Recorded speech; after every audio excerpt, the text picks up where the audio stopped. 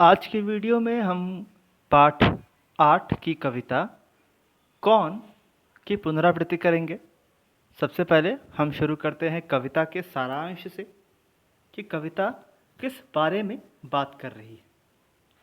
इस कवि में कवि बच्चों से पूछता है कि वह कौन सा शरारती तत्व है, जीव है, जो हमारा इतना ज़्यादा नुकसान करता रहता है।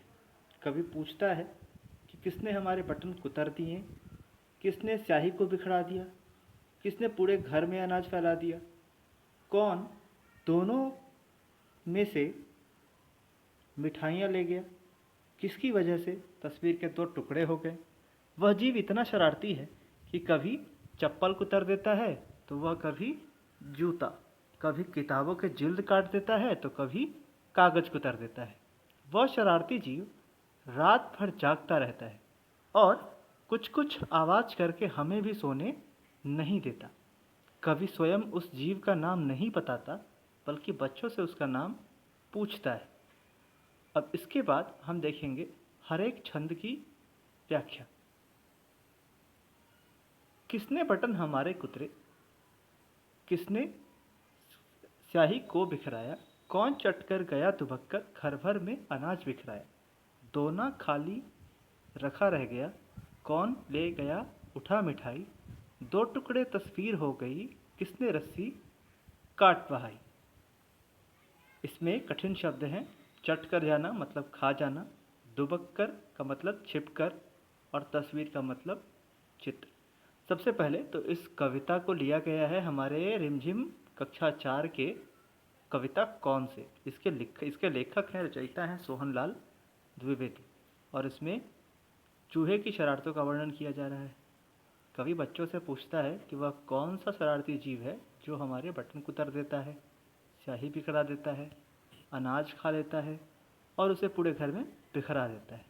वह जानना चाहते हैं कि वह कौन सा जीव है। दूसरे वाक्यांश में हम देखते हैं, कभी कुतर जाता है चप्पल, कभी कुतर जाता है जूते, कभी खलीतापन बर आती, अनजाने पैसा गिर जाता, किसने जिल्द काट डाली है, बिखर गए पोथी के पन्ने, रोज टांगता धो धो कर में, कौन उठा ले जाता छन्ने। इसमें कठिन शब्द हैं। खलीता मतलब थैली, पोथी मतलब किताब, पूर्ववत मतलब कवि लेखक सोहनलाल द्विवेदी। शरारती जीव कभी चप्पल कुतर देता है तो कभी जूता, कभी थैली पर आक्रमण कर देता है, कभी उसमें से मिठाइयाँ खा जाता है। कभी पूछता है कि वह कौन सा जीव है जो किताबों के जिल्द काट कर उनके पन्ने बिखरा देता है, छन्नी उठा ले जाता है, जिसे मैं रोज धोकर टांगता हूँ।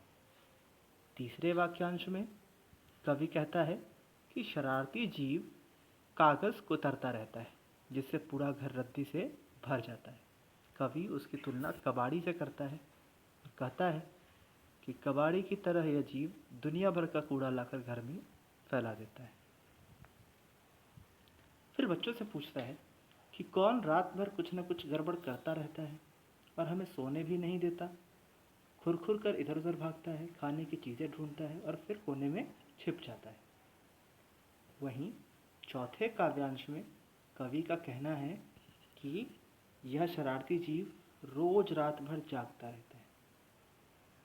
यह शरारती जीव रोज रात भर जागता रहता है, खुरखुर करता हुआ इधर उधर दौड़ता है, और फिर कवि बच्चों से उस जीव का नाम पूछता है, जो कि स्पष्ट है कि यह शरारती जीव और कोई नहीं बल्कि हमारे आपके हर घर में पाए जाने वाला एक नन्हा सा जानवर चूहा है।